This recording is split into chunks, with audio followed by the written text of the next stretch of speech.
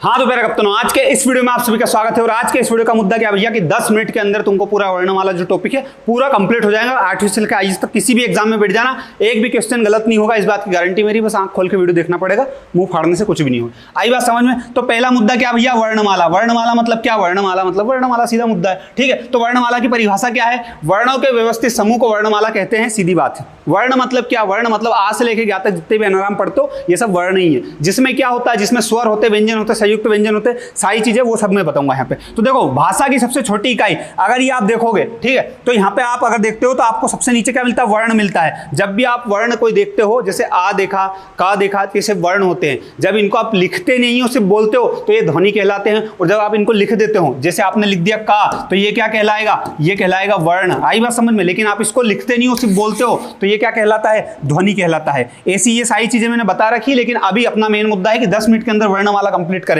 ना कि अपन बहुत ज्ञानी बने इसमें। तो मेन मुद्दा वर्णमाला पे ध्यान दो। और इधर आगे देखो, आगे क्या बताना चाह रहा हूं भैया कि भाषा की सबसे छोटी मौखिक इकाई। ये क्वेश्चन डायरेक्ट एग्जाम में एज इट इज आते हैं, एज इट इज। ये हर एक क्वेश्चन एग्जाम में आया हुआ है, तो इनको रट लो।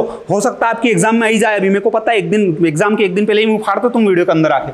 तो भाषा की सबसे छोटी मौखिक इकाई, मौखिक मतलब बोलने वाली, जिसको लिखा ना जाए, मौखा बोला जाए, ध्वनि होती है भाषा की सबसे छोटी मौखिक इकाई। भाषा की सबसे छोटी लिखित इकाई, लिखित पूछे तो वर्ण, ठीक है। और भाषा की सबसे छोटी इकाई पूछे, यूं नहीं बोले कि लिखित की मौखिक, सिर्फ पूछे सबसे छोटी, तो आपको क्या बताना है? वर्ण। फिर आपको ये भी नहीं कहना ध्वनि। अगर वो कुछ बोल ही नहीं रहा, वो यूं बोल रहा है कि भाषा की सबसे छोटी इकाई तो वर्ण, और कुछ बोलना ही नहीं अपने को, अपना दिमाग लगाना ही नहीं है। दिमाग लगाने से मतलब क्या? दिमाग लगा के अब तक कुछ हुआ कि जब होएगा। अर्थ के आधार पर सबसे छोटी इकाई अर्थ के आधार पर शब्द, मतलब भाषा के अंदर जो वर्ण होता है, शब्द होता है। ये का लिख दिया मैंने, का, इसका कोई अर्थ है क्या? कोई अर्थ नहीं। लेकिन मैं यहाँ पे लिख दूं, क्या लिख दूं? यहाँ पे लिख देता हूँ राधा, यहाँ पे लिख देता हूँ राम, तो इनका अर्थ है। यहाँ पे आपका नाम लिख दूं, ठीक है, तो उनका अर्थ है। तो भाषा के आधार पे अर्थ के आधार पे भाषा की सबसे छोटी इकाई कौन सी होती है? शब्द होती है, जिसका कोई अर्थ निकले। ये क्वेश्चन आया एग्जाम में, याद रखना, तुम्हारे एग्जाम में आ गया, मुंह फाड़ना भाग दे, भैया कुछ नहीं कर पाएंगे बेटा फिर वहां, ठीक है। भाव या भावार्थ के आधार पर भाषा की सबसे छोटी इकाई कौन सी होती है? तो अब देखो, शब्द के आधार पे तो ये हो गई कि राम राधा, इनका अर्थ निकलता। लेकिन भावार्थ, मैं बोलूं राम स्कूल जाता है, ये एक भाव है कि पूरी बात बोली, समझ में आई। अब मैं बोलूं राम, तो तुमको क्या सोच पड़ेगी? राम मतलब क्या? राम भगवान का नाम लेता होगा। लेकिन मैं बोल दूं राम स्कूल जाता है, अच्छा सोच पड़ेगी राम ये अपना घर पे रहता है, इधर गली में, वो उस राम की बात चल रही है। आई बात समझ में? मैं बोल दूं सुरेश स्कूल जाता है, तो आप बोलोगे अच्छा ये जानवर की बात चल रही है, स्कूल भी जाता है, मेरे को आज पता चला। ऐसा सिस्टम होता है। आई बात समझ में? क्लियर? किसी का नाम सुरेश हो तो बुरा मत मानना, नहीं तो मेरे पीछे 70 लिख दौड़ दादा, मैं तो मजाक कर रहे हूँ, ठीक है। भाषा की सबसे बड़ा अंग, अब भाषा का सबसे बड़ा अंग कौन सा है? वाक्य। वाक्य से बड़ा कुछ है क्या? वाक्य से बड़ा भाषा ही होता है, तो भाषा खुद एक अंग है क्या? नहीं, भाषा का अंग क्या हो जाएगा? वाक्य हो जाएगा। ये सब इंपॉर्टेंट क्वेश्चन सब एग्जाम में एज इट इज आ सकते हैं, जो मैंने आपको बताया। अब आती मेन मुद्दे की बात, तो इधर आओ। अब आपको दिमाग खराब उनने, भैया 56 वर्ण होते हैं कि 52 होते, 11 होते कि 2 होते, 3 होते, पूरे एक एक जुड़वा देता हूँ, इतना सब इधर उधर नहीं होगा, मत टेंशन लो। सुअर मतलब वो गली में सुअर घूमता, वो सुअर नहीं, सुअर, ठीक है। तो स्वरों की संख्या कितनी? 11। कोई ज्यादा कम बताए तो ज्यादा कम भी होती है, 13 भी होती है, लेकिन कैसे होती है वो चीजें डिटेल में जानने के लिए कोर्स में आना पड़ेगा। वो यहाँ नहीं बता सकता, क्योंकि 10 मिनट में सब बता दो, ऐश्वर्या राय का फोटो बता दो, गर्लफ्रेंड से बात करवा दो, मुजरा करके बता दो, 10 मिनट में बेटा इतनी चीजें नहीं मिलती। 10 मिनट में जो बता पाऊंगा इंपॉर्टेंट, बहुत इंपॉर्टेंट, जान से ज्यादा इंपॉर्टेंट, वही बता पाऊंगा मैं। आई बात समझ में? ठीक है। तो स्वर क्या होते हैं? 11 होते हैं। व्यंजन कितने होते हैं? 33 होते हैं। तो इन दोनों को अगर आप जोड़ दोगे तो टोटल कितने हो जाएंगे? 44। लेकिन भैया हमने तो सुनी थी वर्ण 52 होते हैं, तो 52 होते ना, इधर बता रहे हैं। इधर यहाँ पे अयोगवाह कितने होते हैं? 2 होते हैं। अयोगवाह कौन से? अयोगवाह एक होता है कौन सा? अम। एक होता है कौन सा? आहा। अम मतलब अम और आहा मतलब आहा, अंगूर आहा, वो वाला सिस्टम, ठीक है। और संयुक्त अक्षर होते कितने? 4। अक्षर तिरा ज्ञा, ये जो होते हैं 4, अक्षर तिरा ज्ञा, वो 4 होते हैं। और ताड़नजात को उच्छिष्ट व्यंजन भी बोलते हैं, ये होते 2, आगे बताऊंगा कौन से होते हैं, ठीक है। तो ये टोटल हो जाते कितने? 52। आप जोड़ोगे 11, 33, 44, मतलब 44 के बाद 2 जोड़ो, 4 जोड़ो, 2 जोड़ो, तो आपके 52 हो जाते हैं। इस तरीके से पूरे अनाराम 52 होते हैं। आई बात समझ में? यूं ही नहीं होते। और कभी कभी आपको 56 भी सुनने को मिलते हैं। तो 56 कब होते हैं? जब विदेशी वर्ण फा, खा, जा और आ, इन 4 को जोड़ देते तो 56 होते हैं। लेकिन 56 पे ध्यान मत लेके जाओ तुम, ये 52 याद रखो, बहुत इतना। आई बात समझ में? ज्यादा इधर उधर ध्यान नहीं देना, ठीक है। अब बात करते हैं भैया स्वर की। तो स्वर क्या सिस्टम है? स्वर की परिभाषा बेटा बहुत इंपॉर्टेंट। स्वतंत्र रूप से बोले जाने वाले वर्ण स्वर कहलाते हैं। ये एकदम परिभाषा कहीं पे भी लिखा जाना, कोई कहते गलत है तो उसको वहीं रेपटे देना, कसम से कह रहे हो। अगर इसको कहीं ने गलत बोल दी ना तो उसको वहीं कूटना भले तुम। मार मत देना बस जान से, नहीं तो मेरे ऊपर अलग केस होएगा कि तुम अच्छा बच्चों को उत्साहित करते हो।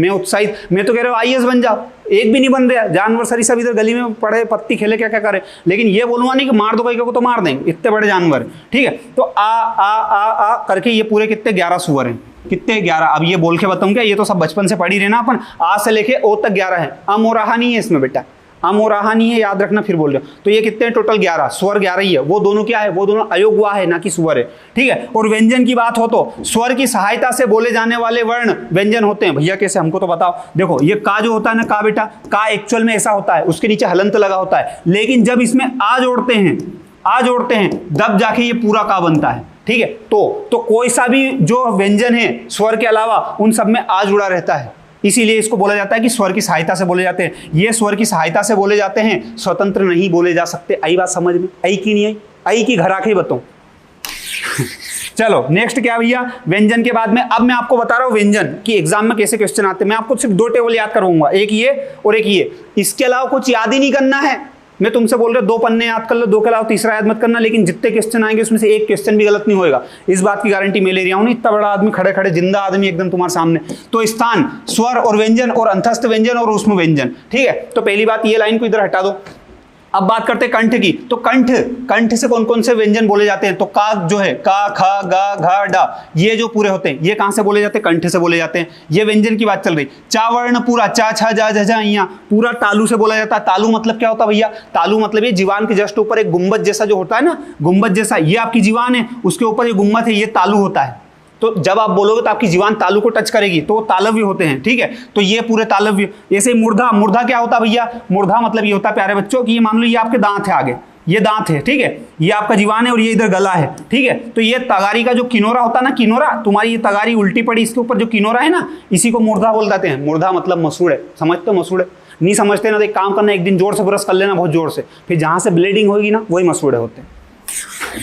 यही बात समझ में? ठीक है, तो मूर्धा टा, ठा, डा, ढा, णा, ये सब मूर्धन्य होते हैं। दंत क्या होते हैं भैया? ता, था, दा, ध, ना, ये दंत होते हैं। आपसे ऐसा पूछा जाता है कि ना व्यंजन दंत है कि ओष्ठ है कि क्या है, तो आपको पता होना चाहिए ना। अच्छा, ना तो दंत है, मतलब दंत से उच्चारित होता है, ना बोलते वक्त दा। और ओष्ठ, अब जैसे पा, फा, बा, भा, मा, आप होठ पकड़ के पा बोल के बताओ, होठ पकड़ लो और पा बोल के बता दो, तुम्हारे में दम हो तो नहीं बोल सकते। क्यों? क्योंकि पा बोलते वक्त होठ मिलेंगे ही, इसलिए इसको ओष्ठ से उच्चारित बोला जाता है। और ऐसे ये स्वर व्यंजन के लिखे हुए हैं और ये सेम टू सेम स्वर के लिखे हुए हैं। आई बात समझ में? आ और बड़ा कंठ से बोला जाता है, ई और ई तालु से, ऋषि और ऋषि मूर्धा से। ये ऋषि और ऋषि का लफड़ा मैं बताऊंगा बाद में क्या है। ये बड़ी ऋषि संस्कृत में यूज होती है, छोटी ऋषि होती है सिर्फ हिंदी में। दंत, ये वाला ला भी अगर कभी पूछा जाए तो दंत से, ओष्ठ से क्या होता है? ऊ और ऊ।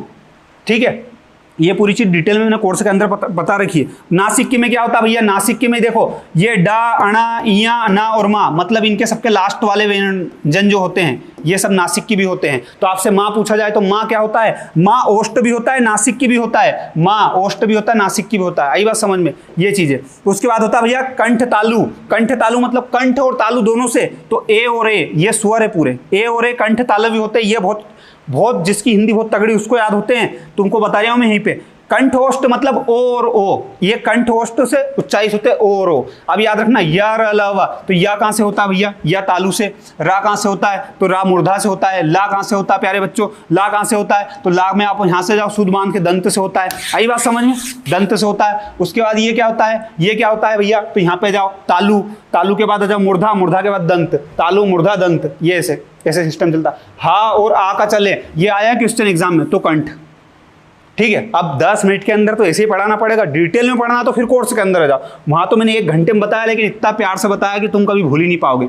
और एग्जाम में कैसा क्वेश्चन आता है? पूछते भैया जा घोष व्यंजन है क्या? घोष व्यंजन है, तो आपको वहां बताना पड़ता है अच्छा घोष है क्या? घोष है, तो ये क्या है भैया? घोष है। ये अल्प प्राण है कि महाप्राण है? तो याद रखना, सीधा मुद्दा कुछ नहीं है, ये अल्प प्राण है, ये महाप्राण है, ये अल्प प्राण है, ये महाप्राण है, ये अल्प प्राण है। कैसे? तो पहली लाइन, फिर ठीक है, फिर तीसरी लाइन और 5वीं लाइन। तो इधर की लाइन, अभी इनको तो हटा ही दो, इनको हटा दो, अभी इनको सबको हटा दो, बस इधर की लाइन को देखो। तो पहली, तीसरी और 5वीं लाइन क्या होती है? अल्प प्राण होती है। पहली लाइन मतलब का, चा, टा, ता, पा, ये पहली लाइन, ये तीसरी लाइन और ये 5वीं लाइन पूरी क्या होती है प्यारे बच्चों? अल्प प्राण होती है, मतलब जिनको बोलने में कम जान निकले शरीर की। और दूसरी लाइन और चौथी लाइन, ये दोनों क्या होती है, मतलब दो का पहाड़ा पूरा क्या होता है, महाप्राण होता है। तो आपसे अगर पूछ ले कि भा क्या होता है, भा, तो आपको याद होने से भा, अच्छा भा तो कौन से पे आता भैया, ये नीचे आता कहाँ पे, यहाँ पे, तो यहाँ पे आता मतलब भा महाप्राण है। भाई टेबल तो याद करनी पड़ेगी ना, आप क्या भैया जड़ी बूटी घोल के दे दे, क्या कर दे, इतना तो करनी पड़ेगा ना बेटा। ये अगर इतने आसान होता तो घर घर आईएएस होते बेटा, हर घर में आईएएस होता, तुम्हारा भैया ही 15-20 जिलों का एक साथी कलेक्टर होता। आई बात समझ में। तो ये दूसरा और चौथी लाइन ये पूरी क्या होती, महाप्राण। पहली तीसरी और चौथी लाइन क्या, पहली तीसरी और पांचवी लाइन क्या होती है, अल्पप्राण होती है। और याद रखना इधर घोष अघोष में कि पहले की जो दोनों लाइन है, ये दोनों लाइन का और खा वाली दोनों लाइन जो पूरी है, ये पूरी क्या होती है, अघोष होती है। और सघोष में क्या होता है, इसके बाद जितनी भी यहां तक आती है, मतलब गा वाली, घा वाली और डा वाली, ये सब क्या होती है, ये सब घोष होती है। और घोष को क्या बोला जाता है, सघोष भी बोला जाता है। आई बात समझ में, यहां तक क्लियर। तो ये यहां तक सघोष होता है। अब रही बात इन दोनों तीनों की, तो इधर देखना, इधर ये वाली टेबल में कुछ नहीं करना, स्क्रीनशॉट भी लेके देख सकते हो। एक काम करो, मैं इसको मिटाता हूं, 1 मिनट स्क्रीनशॉट ले लो ताकि तुम लोगों को दिक्कत नहीं आए। अगर इसकी पीडीएफ चाहिए तुम लोगों को तो वो हिंदी के कोर्स के अंदर मिल जाएगी, वो एप्लीकेशन की लिंक डिस्क्रिप्शन में दे दूंगा, डाउनलोड करना, वहां से पीडीएफ भी मिल जाएगी। महाप्राण या सा ये तीनों महाप्राण होते हैं। या र ल व, तो यहाँ पे या र और ला ये अल्प प्राण होते हैं, ये घोष और ये अघोष होते हैं। आई बात समझ में, ठीक है। अगर आप चाहो तो इसका स्क्रीनशॉट लेना चाहो तो बिल्कुल ले सकते हो, मोस्ट वेलकम, कोई दिक्कत नहीं है।